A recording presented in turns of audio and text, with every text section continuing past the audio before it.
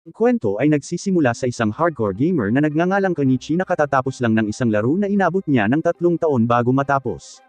Matapos, sumandal siya sa kanyang upuan at bumantong hininga, iniisip kung gaano kabagot at nakakadismaya ang laro. Sa kabila ng mahabang panahon, hindi talaga siya nito na challenge. Ang talagang gusto ni Kenichi ay isang laro na magtutulak sa kanya hanggang sa kanyang limitasyon. Isang bagay na napakahirap na aabutin niya nang hindi bababa sa 10 taon bago niya malampasan. Gusto niya ng isang tunay na hamon, hindi isang bagay na malalampasan niya nang may sapat na pasensya. Dahil dito, agad na hinanap ni Kenichi ang kanyang susunod na laro. Nag-scroll siya sa iba't ibang mga pamagat, review, at rekomendasyon, ngunit walang pumukaw sa kanyang interes. Bigla, nag-glitch at kumurap ang screen ng kanyang computer. May lumitaw na kakaibang teksto sa screen, na nag-aalok sa kanya ng isang laro na walang katapusan at nakalagay sa isang mundo ng pantasya na puno ng mahika. Nanlaki ang mga mata ni Kenichi sa pananabik. Hindi pa siya nakarinig ng isang laro na walang katapusan noon, at ang ideya pa lamang ay nagpabilis ng tibok ng kanyang puso. Walang pag-aalinlangan, pinindot niya ito. Pagkatapos ay hiniling sa kanya na piliin ang antas ng kahirapan. Ang mga opsyon ay mula sa easy mode hanggang sa hard mode, na tila karaniwan na at hindi na niya kawili-wili. Gayunpaman, habang nag-scroll siya pababa, napansin niya ang isang karagdagang opsyon sa ibaba na tinatawag na Hell Mode. Ito ay isang bagay na hindi pa niya nakikita sa anumang laro noon. Tumitindi ang kanyang pananabik nang mapagtanto niya na maaaring ito na ang hamong hinahanap niya. Nang walang pag-aalinlangan, pinili niya ang Hell Mode. Sunod, pinili niya ang Summoner class at buong kumpiyansang pinindot ang Start button. Sa sandaling gawin niya ito, may kakaibang nangyari. Kumikislap ng maliwanag ang kanyang screen, at bago pa siya makapag-react, agad siyang napunta sa screen ng kanyang computer. Ang sumunod na alam niya, nagising siya sa isang ganap na kakaibang mundo bilang isang bagong silang na sanggol, umiiyak habang ipinanganak sa isang mahirap na pamilya ng magsasaka. Di nagtagal pagkatapos ng kanyang kapanganakan, dahan-dahan siyang binuhat ng isang lalaki at binigyan ng pangalan. Ang pangalang iyon ay Allen. Nakakagulat na hindi nalungkot si Allen sa kanyang sitwasyon. Sa kanyang nakaraang buhay, siya ay isang 35 taong gulang na bakanteng gamer na nagtatrabaho sa isang walang saysay na trabaho na walang kinabukasan. Kung ikukumpara doon, ang bagong buhay na ito ay parang isang bagong simula. Ang muling pagkakatawang tao ay nagbibigay sa kanya ng pangalawang pagkakataon upang mamuhay ng mas maayos at mas makabuluhang buhay. Sa ngayon, 1 taong gulang pa lamang si Allen, kaya hindi pa siya makapagsalita. Gayunpaman, hindi siya nahihirapang mag-isip ng malinaw sa loob ng kanyang isipan. Kaya niyang isaayos ang kanyang mga iniisip, unawain ang sinasabi ng mga tao sa kanyang paligid, at obserbahan ng mabuti ang lahat. Napagtanto rin niya na ang wikang ginagamit sa mundong ito ay Hapon, ibig sabihin ito ang karaniwang wika dito. Si Allen at ang kanyang pamilya ay nakatira sa isang nayon sa hangganan kung saan ang mga pioneer ay nagbabayad ng buwis sa isang namumunong Panginoon kapalit ng karapatang magsaka ng lupa. Ang nayon ay bago pa lamang at hindi pa maunlad, kaya wala pa itong wastong pangalan. Ang ama ni Allen ay nagngangalang Roden, isang masipag at mapagmalasakit na lalaki na ginagawa ang lahat ng kanyang makakaya upang suportahan ang kanyang pamilya.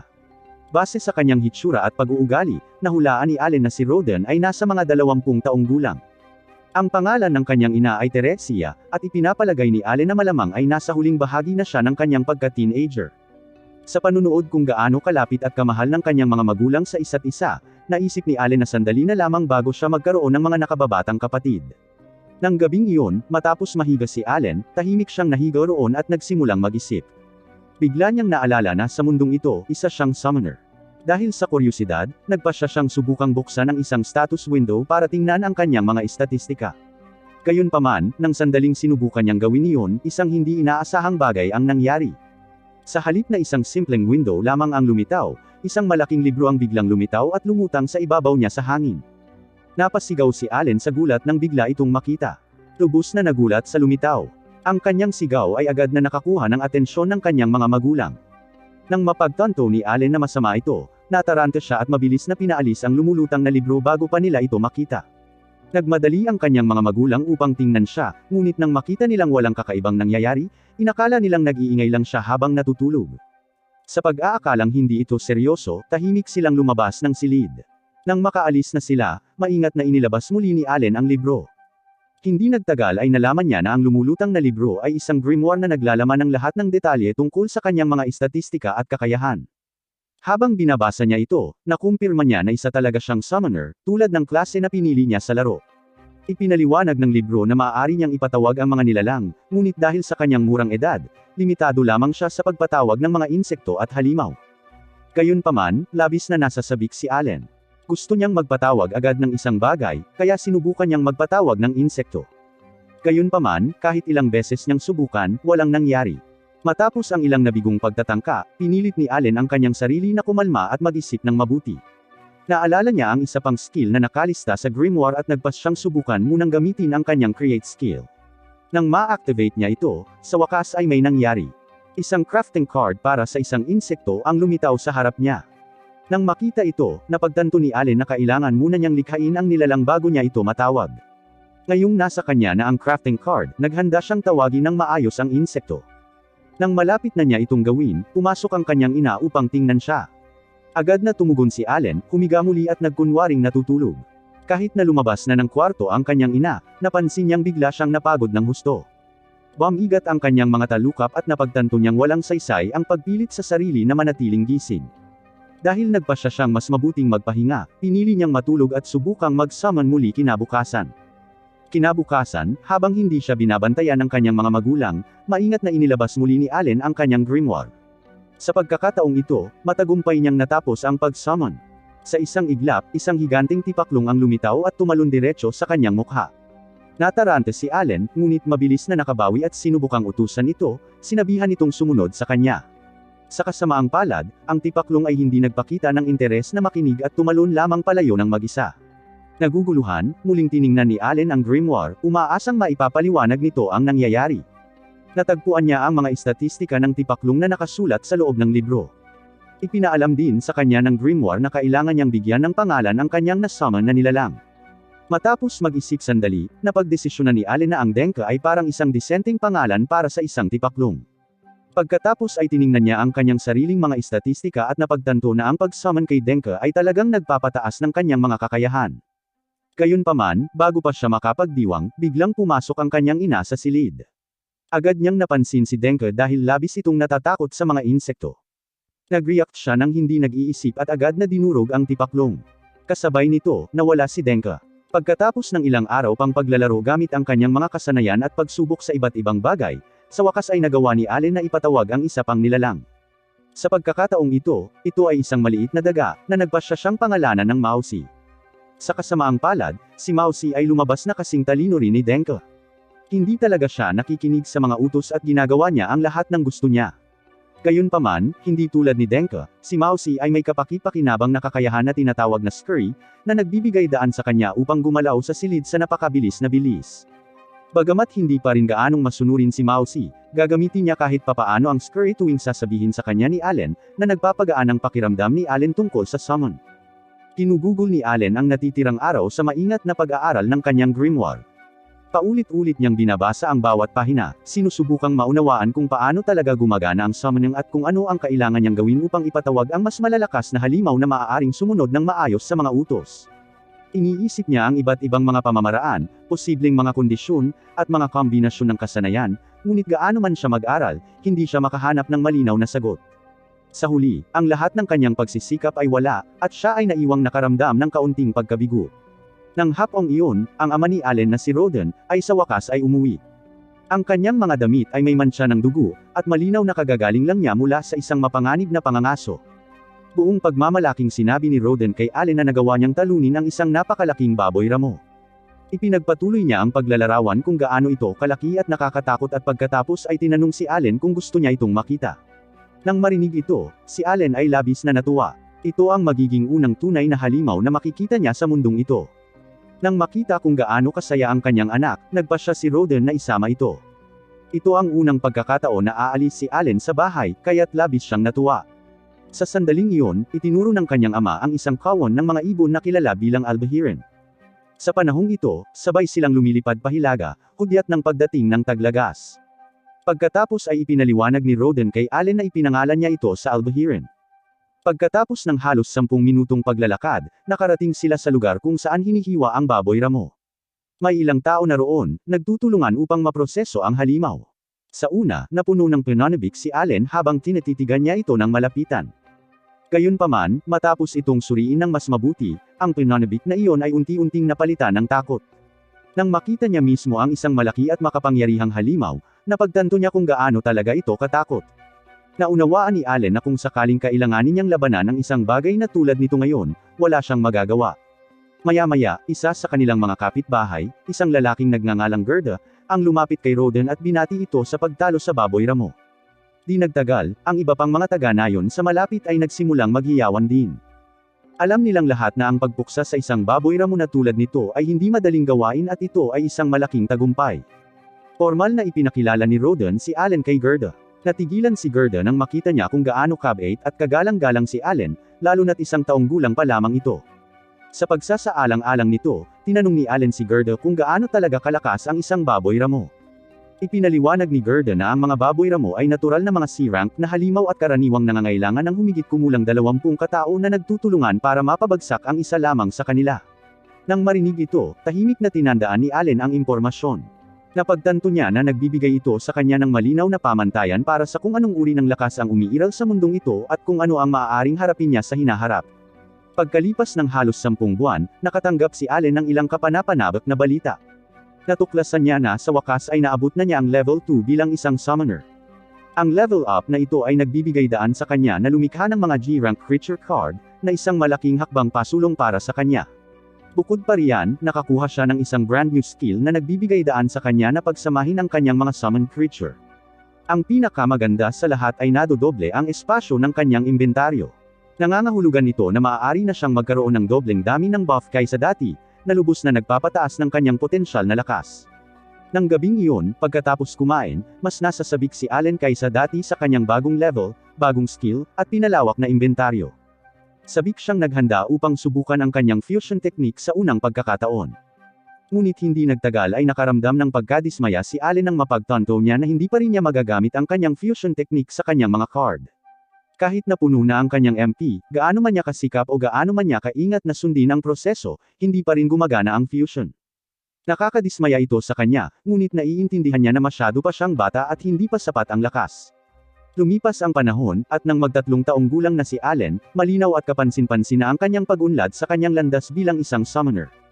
Matapos ang maraming pagsubok at maraming pagsasanay, sa wakas ay nagtagumpay siya sa paggamit ng kanyang fusion technique sa ilan sa kanyang mga baraha. Sa pamamagitan ng prosesong ito, nagawa niyang gumawa ng isang bird card, at ang ibong na kanyang ipinatawag dito ay pinangalan ng Chappie. Si Chappie ay may espesyal na kakayahan na tinatawag na voice mimicry, na nagbibigay daan sa kanya na perpektong gayahin ang anumang sinasabi ni Allen. Nang marinig ni Allen na kinopya ni Chappie ang kanyang boses, agad niyang napagtanto kung gaano kapaki-pakinabang ang kakayahang ito. Inisip niya ang paggamit nito upang lituhin ang mga kaaway, akitin ang mga halimaw sa mga patibong, o lumikha ng mga distraction sa panahon ng labanan.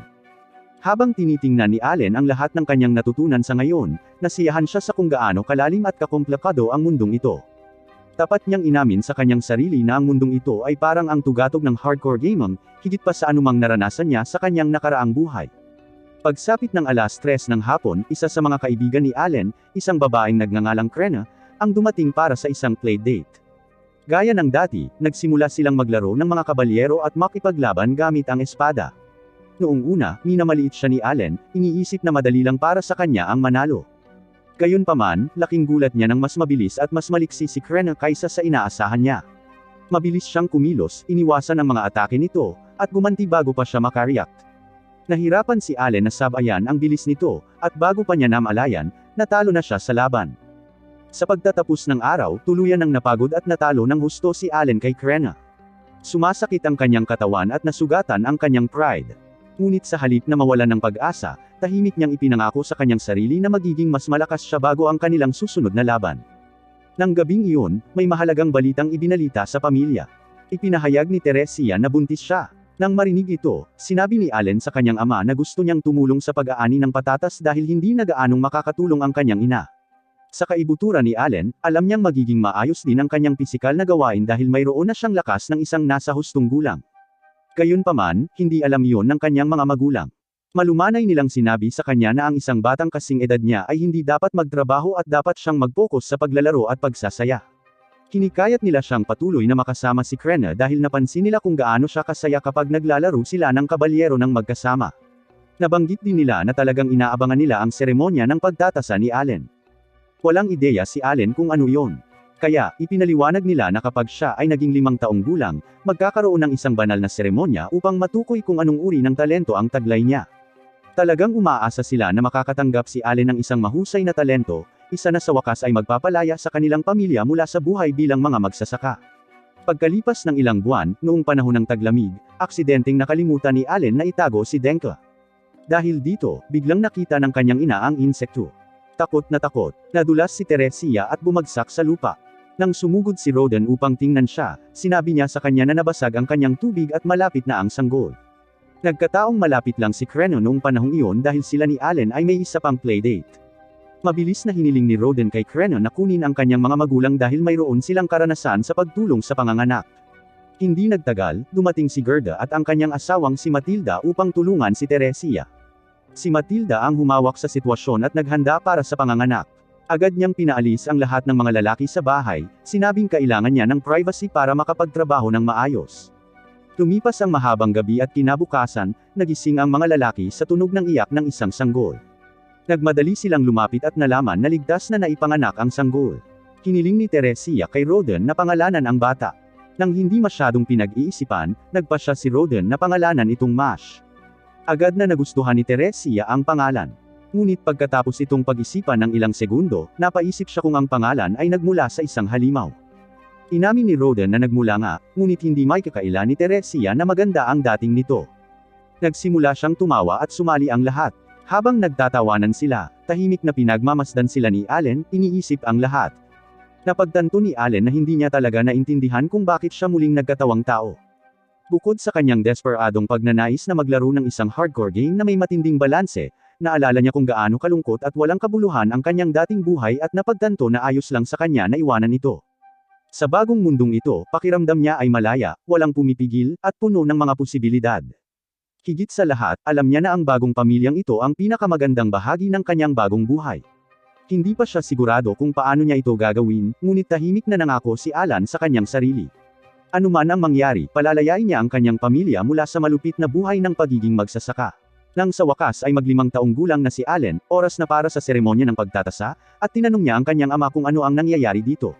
Ipinaliwanag ni Roden na ito ay isang espesyal na kaganapan na dapat salihan ng lahat kapag sila ay mag-5 taong gulang, mula sa mga alipin hanggang sa mga maharlika. Kung ang isang bata ay matuklasan na may talento, maaari silang umangat sa katayuan na kanilang kinalakihan. Gayunpaman, matindi ang kompetisyon. Mula nang manirahan ang mga tao sa lupang ito, ang mga pamilya ay nagkaroon ng hindi mabilang na mga anak, at maraming mga bata, kabilang si Allen, ang sabay-sabay na umaabot sa edad ng pagtatasa. Sa sandaling iyon, binati ni Krenon si Allen at hiniling na pumunta sa seremonya ng magkasama dahil magkasing edad sila. Habang papalapit sila sa karaniwang nayon, natuwa si Krenon at ipinahayag na kung siya ay matatasa bilang isang swordswoman, siya ay magiging isang kabalyero. Napansin ni Allen ang mga taong maayos ang pananamit sa karamihan at nagtaka kung sila ba ay tunay na mga karaniwang tao. Nagulat siya na lahat ay tinatasa ng sama-sama at napagtanto na marami sa kanila ay malinaw na nagmula sa mas mayayamang pamilya. Habang dumadaan ang mga tao, may mga nagbulungan tungkol sa maitim na buhok at mga mata ni Allen, iniisip na siya ay isang alipin. Di nagtagal, 3 pari ang lumabas mula sa simbahan at inanunsyo na si Elmia, ang Diyos ng paglikha, ay nagbibigay ng pantay na pagkakataon sa lahat. Nasaksihan na ng bansa ang mga bayaning nagmula sa pinakamababang uri, si Cassius na santo ay ipinanganak na isang karaniwang tao, at si Diverg na swordlord ay dating isang alipin. Naalala ni Allen na sa laro, ang mga makapangyarihang uri tulad ng hero at swordlord ay palaging nagsisimula sa mababang uri ng lipunan. Ang dating inakala niyang mekanismo ng laro ay malinaw na naaangkop din sa mundong ito, na nagpapaliwanag kung bakit dapat sumailalim ang lahat sa pagtatasa. Sa loob ng simbahan, napansin ni Allen ang mga estatwa ng mga Diyos.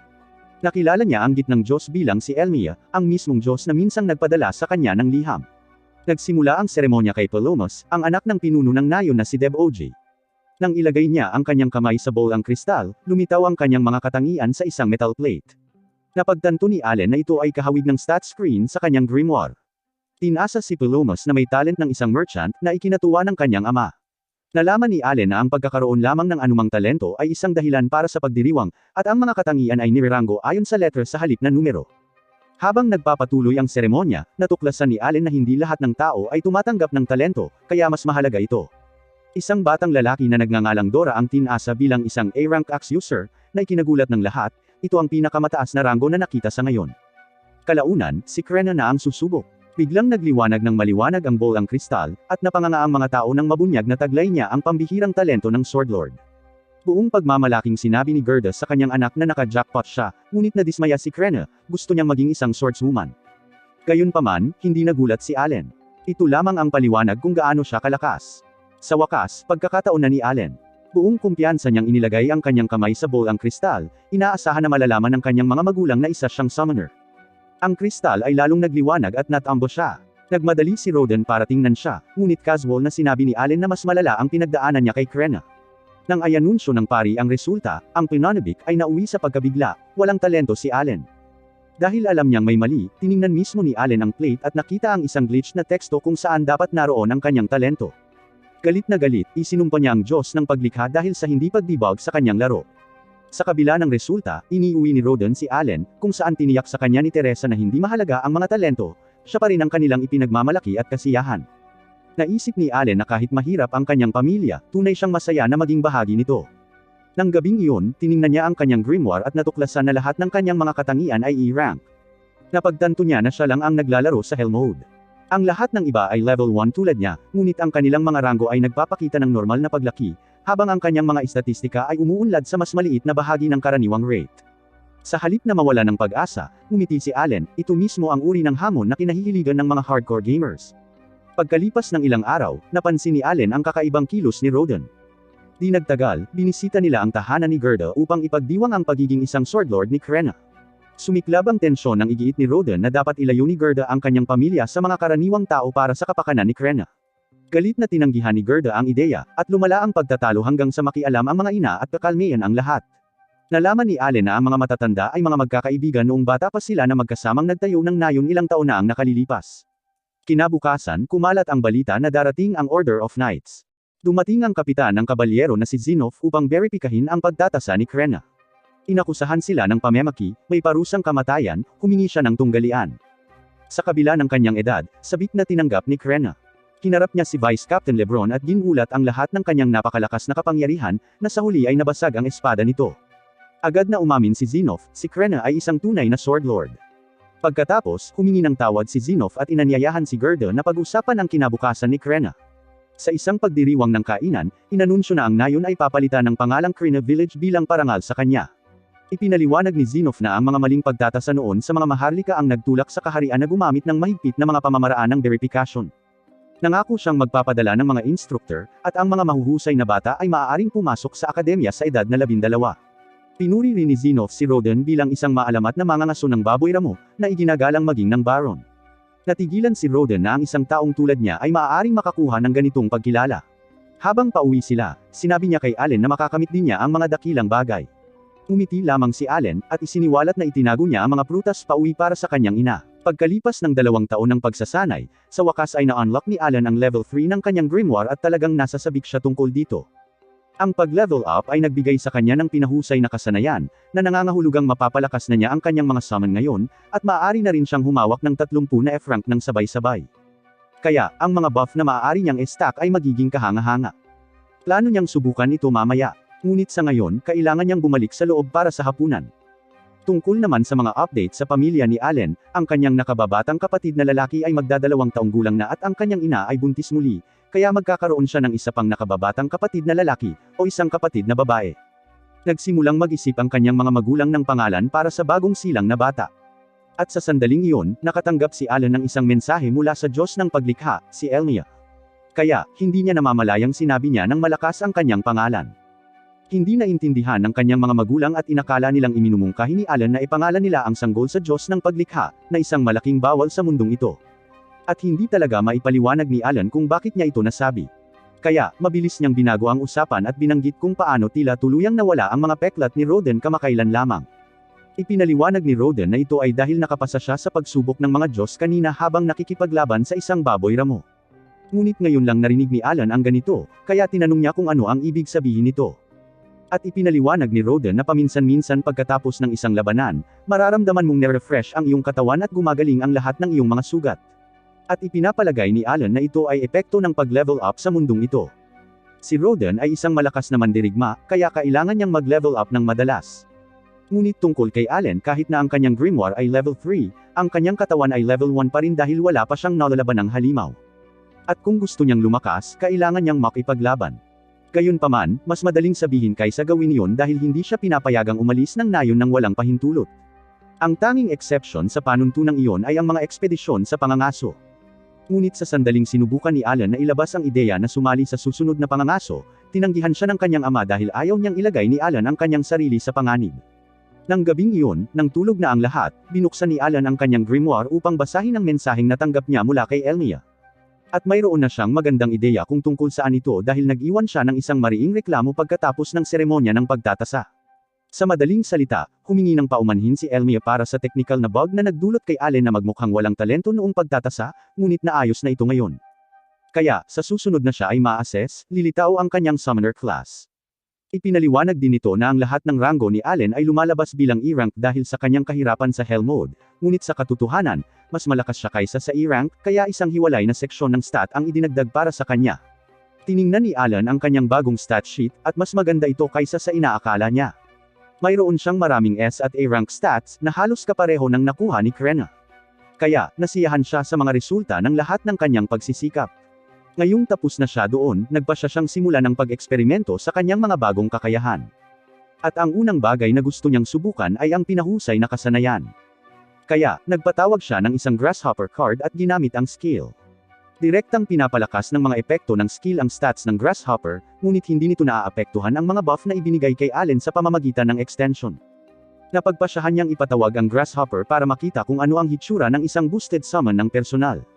At gaya ng tila, kumikinang ito ng ilang segundo para ipahiwatig na ito ay naboost na.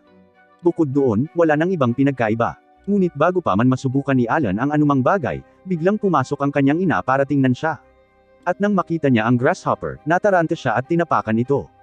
Kinabukasan, naghanda si Rodan para mangaso. At habang wala siya, tumungo si Allen sa likod bahay para magsagawa ng kaunting pagsubok gamit ang kanyang grimoire. Sinubukan niya ang maraming iba't ibang kombinasyon sa pagtatangkang mag-unlock ng isang bagong summon, ngunit sa ngayon ay tila wala pa ring gumagana at tapos na siya sa kanyang huling pares ng mga magagamit na card. Mabuti na lang at sa pagkakataong ito ay matagumpay ang fusion at nakatanggap siya ng isang bagong card, ngunit hindi siya sigurado kung magiging kapaki-pakinabang ito dahil ang kanyang description ay nagsasabing damo. Sa magandang panig, mukhang binigyan siya ng grass summon ng MP buff para magamit niya ito para madagdagan ang bilang ng mga summon na kaya niyang gawin sa buong araw. Pagkatapos ay tinawag niya ang grass card para malaman kung ano ito, at isang nilalang na mansanas ang lumabas, na lalong naguluhan siya kaysa dati. Ang mansanas ay walang anumang combat skills, ngunit mayroon itong skill na tinatawag na aroma. Kaya hiniling ni Alan dito na mag-demo, at bigla itong lumubog sa lupa bago tumubo ang isang tangkay. Ang tangkay ay mayroon ng kahangahangang aroma. Ngunit nang sandaling iyon, muling lumapit ang nanay ni Alan para tingnan siya, at sinubukan niyang itago ang mansanas, ngunit tila hindi ito nakikinig. Kaya nakita niya ang tangkay. Mabuti na lang at inakala niyang isa lamang itong regular na tangkay, kaya wala siyang hinala. Ngunit kailangan pa ring magsagawa ng maraming pagsubok si Alan sa bagay na ito para malaman kung paano ito gumagana. Kalaunan ng araw, nagsasanay si Alan kasama si Krena gaya ng dati, at kahit na may dagdag na buff mula sa kanyang level up, hindi pa rin niya kayang tapatan ang lakas nito. Pero napansin ni Krena na mas lalong tumigas si Alan. Nagulat siya nang marinig iyon.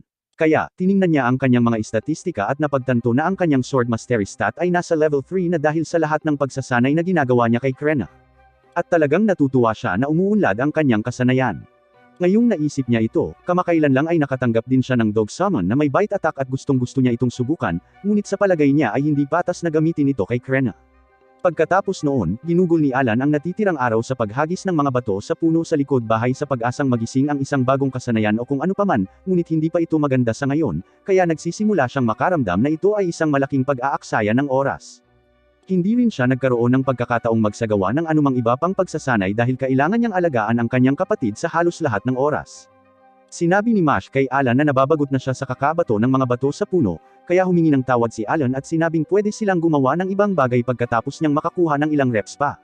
Habang naghahanda si Alan para sa kanyang huling paghagis, biglang napansin ni Mash ang isang kumpol ng mga panlo na tumutubo sa tabi ng bahay, at siya ay namangha dahil hindi niya matandaan na nakita niya ang mga ito roon kahapon. Ang mga panlo na iyon ay resulta ng pag-activate ni Allen ng napakaraming apple summon ng sabay-sabay para sa MP buff. At salamat sa buff, nagawa niyang ganap na maibalik ang kanyang MP sa loob ng 5 oras sa halip na ang karaniwang 6.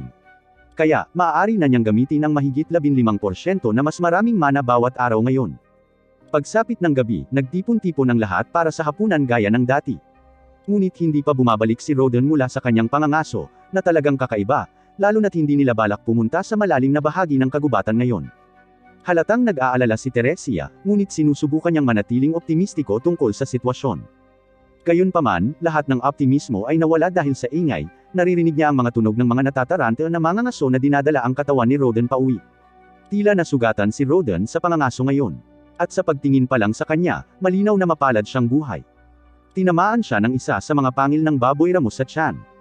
At habang nagawang sunugin ng ibang mga mangangaso ang sugat para manatili siyang buhay, nasa bingit pa rin siya ng kamatayan. Ang tanging dahilan kung bakit siya nakatagal ng ganito katagal ay dahil sa halamang gamot na ibinigay nila sa kanya habang papunta rito. Nagulat si Teresia nang marinig ito dahil napakamahal ng halamang gamot at hindi niya maintindihan kung paano nila nakuha ang mga ito. Kaya ipinaliwanag ni Goethe na nang humingi ng tawad ang kapitan ng Knight para sa paraan ng pagtrato niya sa kanila, bahagi ng paghingi ng tawad ay isang bag ng mga gintong barya, na siyang ginamit nila sa pagbili ng mga halamang gamot, ngunit hindi ito sapat para tuluyang gumaling si Roden. Nagsimulang sumigaw ang ibang mga mangangaso tungkol sa kung paano kasalanan ng mga karaniwang tao ang lahat ng ito. Ngunit lahat ng ingay ay nakagising kay Mash, at nagpaiyak sa kanya. Kaya ibinalik siya ni Alan sa kama, at nagpa siya ang iba pang mga mangangaso na umalis upang bigyan muna ng katahimikan ang pamilya. Nang kumalma na ang lahat, nagtanong si Alan tungkol sa nangyari at kung isang karaniwang tao ba talaga ang dapat sisihin sa lahat ng ito. Ipinaliwanag ni Goethe na ilang araw na ang nakalipas, ipinatawag sila ni Roden ng pinuno ng nayon at sinabihan na dapat nilang payagan ang mga karaniwang tao na sumama sa kanilang susunod na pangangaso. Ang karne ng baboy ay isang mahalagang kalakal at habang karamihan dito ay kailangang mapunta sa baron, ang natitira ay hinahati sa mga taong kasangkot sa pangangaso. Minsan ay ipinagpapalit nila ito sa ibang mga kalakal, ngunit bukod doon, mahirap makakuha ng anumang disenteng karne ng baboy ramo maliban kung ikaw mismo ang manghuli nito. Sa kabila nito, walang mga karaniwang tao ang nagboluntaryong maging bahagi ng mga pangangaso at ito ay dahil ito ay isang lubhang mapanganib na gawain. May mga nasasawi bawat taon at mas maraming nasugatan. Kaya para sa mga karaniwang tao, karaniwang iniiwasan nilang makisali. Ngunit dahil kamakailan lamang ay sumikat si Roden bilang isang maalamat na mangangaso, maraming karaniwang tao ang nakakuha ng impresyon na hanggat nariyan si Roden, maaari na lamang nilang hayaan siyang humawak sa baboy ramo habang sila ang umaani ng mga benepisyo pagkatapos. Kaya hiniling nila sa pinuno na isama sila sa mga pangangaso. Tutol sina Roden at Goethe sa ideya, ngunit hindi nila matatanggihan ang utos mula sa pinuno. Kaya, napilitan silang hayaang sumali ang mga karaniwang tao, at naging kasing lala ito ng inaakala nila. Habang nagsasanay, lahat ng mga karaniwang tao ay nagpapabeya. At nang sa wakas ay dumating na ang oras para sa pangangaso, sa sandaling nakaharap na nila ang isang baboy ramo, natakot silang lahat at nabitawan ang kanilang mga sandata habang tumatakbo palayo. Tubos nitong sinira ang formation ng grupo ng mga mangangaso. Ngunit parang hindi pa sapat ang kasamaan nito, isa sa mga karaniwang tao ang natamba habang hinahabol siya ng baboy ramo. Kaya't kusang lumapit si Roden upang protektahan siya, ngunit natusok siya sa tiyan bilang resulta. Sa kalaunan ay napatay ng iba ang baboy ramo. Kaya sinabi ni Goethe na dadalhin niya ang bahagi ng karne na para kay Roden bukas. Ngunit wala na siyang ibang magagawa para makatulong. At pakiramdam ni Alan ay isa siyang ganap na talunan dahil hanggang ngayon, nakatuon lamang siya sa pag-angat ng kanyang sarili sa halip na aktwal na tulungan ang kanyang pamilya. Kinabukasan, nagkamalay si Roden at natuwa ang lahat na buhay siya. Ngunit malalim pa rin ang iniisip ni Alan. Parang laro ang tingin niya sa mundong ito sa buong panahon. Pero para sa mga taong nakatira rito, hindi ito laro. Ito ang realidad nila, at kailangan nilang magsumikap para mabuhay. Kaya, ang pinakamababa niyang magagawa ay gamitin ang kanyang kapangyarihan para tulungan sila. Maya-maya, bumalik si Goethe dala ang bahagi ni Roden sa karne gaya ng ipinangako, at nakahinga siya ng maluwag nang makitang gising na si Roden, ngunit nasa masamang kalagayan pa rin siya, kaya malamang hindi na siya makakapangaso para maghanda para sa taglamig. Nag-alok si Goethe na ibahagi ang kanyang imbak kay Roden at sa kanyang pamilya para tumulong. At pinahahalagahan ito ni Roden, ngunit bigla na lang nagsalita si Alan at sinabi sa lahat na gusto niyang pumalit kay Roden. Napansin nilang lahat na seryoso siya rito, kaya walang tumutol. At nang umagang iyon, pumasok siya sa trabaho sa pamamagitan ng pag-iigib ng tubig mula sa balon. Binalaan siya ng ibang mga lalaki roon na huwag itong sobrahan dahil mahirap para sa isang bata ang ganoong karaming tubig. Pero madali itong naiuuwi ni Alan. Hanggang ngayon, itinatago niya ang mga epekto ng kanyang mga stat buff. Ngunit dahil nakatuon na ang atensyon ng lahat kay Krenna dahil isa na itong paparating na bayani, ayos lang sana para sa kanya na medyo mapansin. Pagkatapos niyang mag-igib ng tubig, tumungo siya sa bukid kasama si Goethe para anihin ang mga patatas. Ipinakita ni Goethe ang pinakamahusay na paraan para bunutin ang mga patatas mula sa lupa, at inakala niyang mahihirapan si Alan dito. Ngunit laking gulat niya nang magawa ito ni Alan gamit ang isang kamay lamang. Mabilis siyang nakaani ng 3 basket ng patatas. Ngunit pagkatapos ng lahat ng pagsisikap na iyon, napagtanto niya na mahigit kalahati ng mga ito ay kailangang ibigay sa Baron, at talagang hindi patas iyon. Sinusubukan niyang mag-isip kung paano makakakuha ng mas maraming pagkain para sa kanyang pamilya, ngunit bigla na lamang dumating ang pinuno at narito siya upang humingi ng tawad kay Roden. Bahagi ng kanyang kasalanan kung bakit ganito ang kinahinatnan ni Roden. Kaya, gusto niyang itama ang mga bagay-bagay at dinala rin niya ang taong sanhi ng aksidente upang humingi ng tawad. Mukhang hindi naman masamang tao ang lalaki. Masyado lang siyang natakot para mag-isip ng tama noon, at tinanggap niya ang buong responsibilidad para sa sitwasyon. Hindi naman talaga galit si Roden sa kanya, ngunit sinabihan niya ang lalaki na maging mas maingat sa susunod, at nangako siyang hindi na uulitin ang parehong pagkakamali. Kalaunan, tumungo si Alan sa bukid at nilinis ang isang malawak na lugar dahil may naisip siyang ideya. Nagpatawag siya ng isang grupo ng mga Polaka at ginamit ang kanilang mga kasanayan sa pag-udyok upang akitin ang ilang potensyal na biktima. Gayunpaman, sa halip na ilang bibe ang inaasahan niya, isang halimaw na ibon ang naakit niya. Noong una, naisip niyang mas mabuting tumakas na lang habang kaya pa niya, ngunit napagtanto niya na makakatulong talaga sa kanyang pamilya kung matatalo niya ang ibon. Dagdag pa rito, marami siyang stats boost, kaya naisip niyang dapat ay sapat na ang lakas niya para hawakan ito at napagdesisyonan niyang umatake. Tumakbo siya papasok at hinampas ang ibon sa ulo habang hindi ito nakatingin. At pagkatapos ay tinawag niya ang ilang aso para sabay-sabay na atakehin ng lahat. Medyo malaki ang pinsalang nagagawa ng mga aso, ngunit sa kasamaang palad ay masyadong malakas ang ibon para sa kanila, kaya isa-isa silang napatay nito. Pagkatapos ay hinabol nito si Allen, at dahil natalo na ang lahat ng kanyang mga summon, nawala na rin ang karamihan sa kanyang mga buff, kaya nasa malubhang panganib siya rito. Bilang huling paraan, ipinatawag niya ang 2 linta, at agad nilang sinipsip ang ilan sa dugo ng Alba Heron. Nagsimula nitong mapahina ng kaunti ang Alba Heron at binigyan din siya nito ng maikling sandali upang maingat na pag-isipan kung ano ang susunod niyang gagawin. Alam niyang mas mahina na siya ngayon dahil nawala na siya ng ilang summon at buff, ngunit naniniwala siyang hindi ito dapat maging isang seryosong problema dahil mayroon na siyang malinaw na plano na pabagsakin ang halimaw na ito sa pamamagitan lamang ng isang malakas at huling atake. Muling ipinatawag ni Allen ang kanyang mga lobo at inutusan ang parehong lobo at linta na sumugod at umatake ng sabay. Habang sumusugod sila, tumalon din siya at naghatid ng isang mapagpasyang atake ng espada direkta sa ulo ng Alba Heron. Ang atake ay sapat na malakas upang mapabagsak ang Alba Heron at mapanatili itong tuluyan. Pagkatapos ay ipinaalam sa kanya ng kanyang grimoire na natalo niya ang isang Alba Heron at nakakuha na siya ng 100 na XP. Nang makita niya ang mensaheng ito, siya ay labis na natuwa at na-excite at naglaan siya ng ilang sandali upang ipagdiwang ang kanyang tagumpay. Pagkatapos noon, dinala ni Allen ang Alba Heron sa kanyang pamilya at pareho silang nagulat na ang isang taong dating itinuturing nilang mahina na tulad niya ay kayang talunin ang isang halimaw na may ranggong D ng mag-isa. Nag-alok si Gerda na tulungan siyang alisan ng dugo ng maayos ang Alba Heron. Matapos itali ang Alba Heron, binigyan ni Gerda si Allen ng detalyadong pagtalakay kung paano dapat hiwain at paghiwalayin ang karne ng halimaw, at ipinaliwanag din niya kung aling mga bahagi ng halimaw ang ligtas at nakakain. Idinagdag pa ni Gerda na ang lahat ng halimaw ay may mga mahiwagang bato sa loob ng mga ito at ang bawat mahiwagang bato na matatagpuan sa anumang halimaw na mas mataas sa ranggong D ay nasa ilalim ng mga batas sa buwis ng kanilang kaharian. Gayunpaman, hindi talaga ito nakikita ni Gerda bilang isang malaking problema dahil ang bato ay magiging walang silbi sa mga mahihirap na tao na tulad nila. Gayunpaman, naniniwala si Gerda na makakakuha sila ng mas magandang presyo para sa kanilang bahagi ng karne mula sa pinuno matapos nilang ipaliwanag na si Allen ang nangangaso dahil nasugatan ang kanyang ama at hindi niya ito magawa ng mag-isa. Kinabukasan, sa opisina ng pinuno, tinuloy nilang dalawa ang kanilang plano na gamitin ang pinsala ni Roden bilang pang-akit.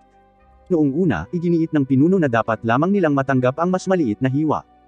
Gayunpaman, matapos nilang patuloy na pilitin siya sa pamamagitan ng pagpapaalala sa kanya kung gaano kalubha ang pinsala ni Roden at kung paano kinailangang isugal ng isang batang tulad ni Allen ang kanyang buhay, sa wakas ay sumuko ang pinuno at pumayag na bigyan sila ng mas malaking hiwa, tulad ng kanilang plano mula pa sa simula. Sinabi sa kanila ng pinuno na maaari nilang panatilihin ang lahat ng karne para sa kanilang sarili habang ang mga pakpak at mahiwagang bato lamang ang kukunin niya. Gayunpaman, sinubukan ni Allen na gumawa ng higit pa at tinanong ang pinuno kung papayagan din silang magpatuloy sa ganitong uri ng kasunduan sa hinaharap. Ginawa ni Gerda ang kanyang makakaya upang matulungan siya na kumbonsihin ang pinuno. At pagkatapos maglaan ng ilang oras upang pag-isipan ito, Sa wakas ay sumang-ayon ang pinuno sa kanilang mga kondisyon at pinayagan silang magpatuloy sa ilalim ng parehong kasunduan. Pagkalipas ng 3 araw, ginamit ni Allen ang parehong taktika gaya ng huling beses upang harapin ang dalawa pang Alba Heron.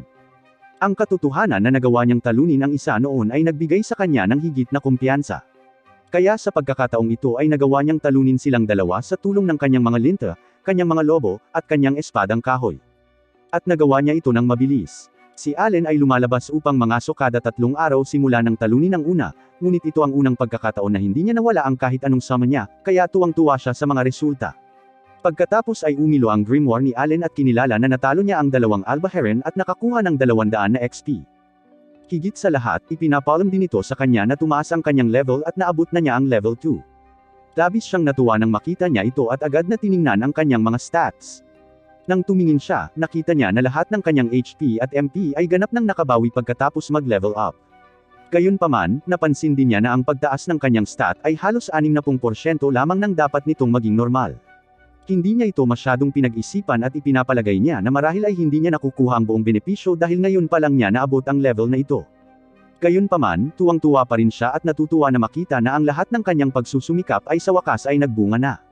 Habang iniisip niya ito ng mas malalim, nagsisimula siyang maniwala na maaaring ito na ang pagsubok ng mga Diyos na sinabi sa kanya ni Roden. At sa totoo lang, napakasaya niya rito. Napagtanto niyang kailangan niyang ipaalam sa kanyang pamilya ang katotohanan sa kalaunan. Nang araw na iyon, nakauwi na si Allen at nagulat si Roden nang makita niyang nakahuli siya ng 2 Alba Heron sa isang araw. Pagkatapos noon, nakipagkita si Allen kay Krena para sa pagsasanay sa espada. Gayunpaman, kahit na nasa kalagitnaan siya ng pakikipaglaban at pagsasanay, patuloy pa rin sa kanyang isipan kung paano at kailan siya mangangaso ng mas maraming Alba Heron. Dahil panahon ng migrasyon at maraming Alba Heron sa paligid, naniniwala siya na kung magsisikap siya, maaari siyang umabot sa level 3 sa pamamagitan ng pangangaso ng humigit kumulang 20 pa sa kanila. Biglang naputol ang pag-iisip ni Allen nang tamaan ni Krena ang kanyang ulo na malinaw na nagpapakita na nanalo siya sa laban.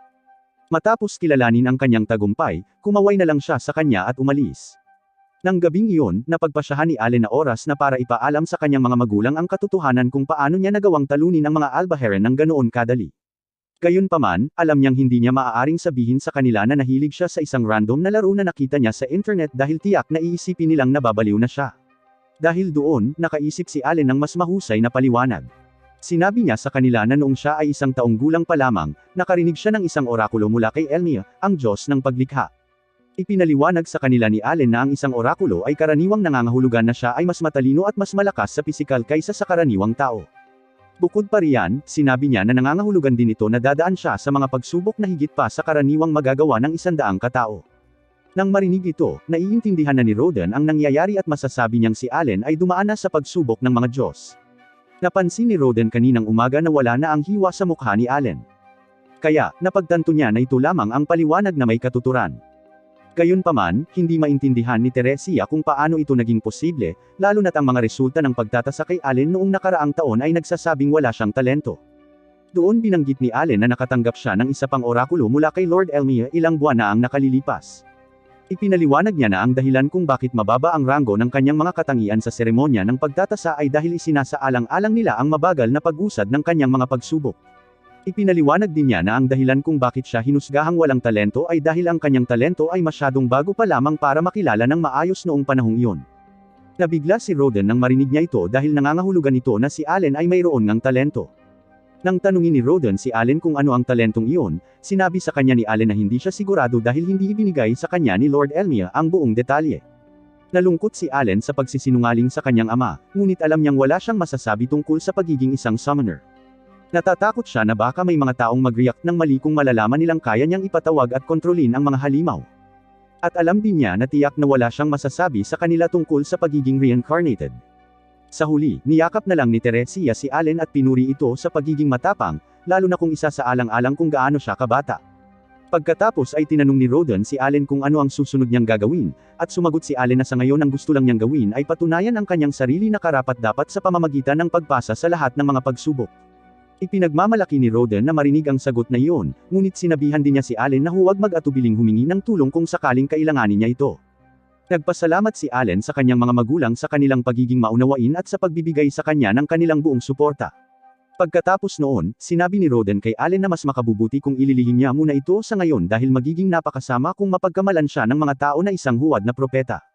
Gayunpaman, sinabi ni Roden na si Gerda na lang ang magiging exception dahil palaging ipinagmamalaki ni Gerda kung gaano kagaling si Krenna bilang isang Sword Lord.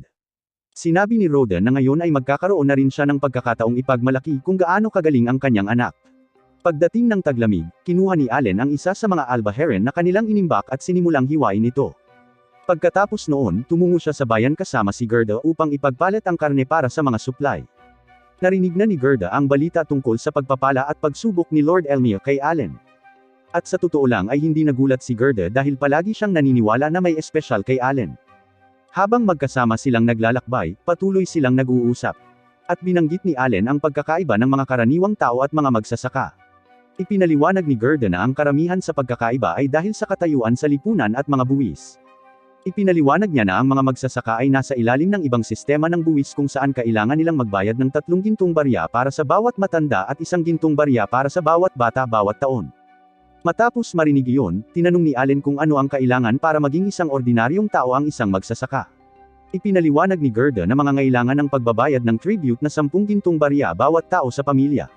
Binanggit din niya na may mga chismis tungkol sa isang baron na minsan ay nagbibigay ng gantimpala sa mga tao ng katayuan bilang ordinaryong tao, ngunit nilinaw niya na ang mga iyon ay chismis lamang.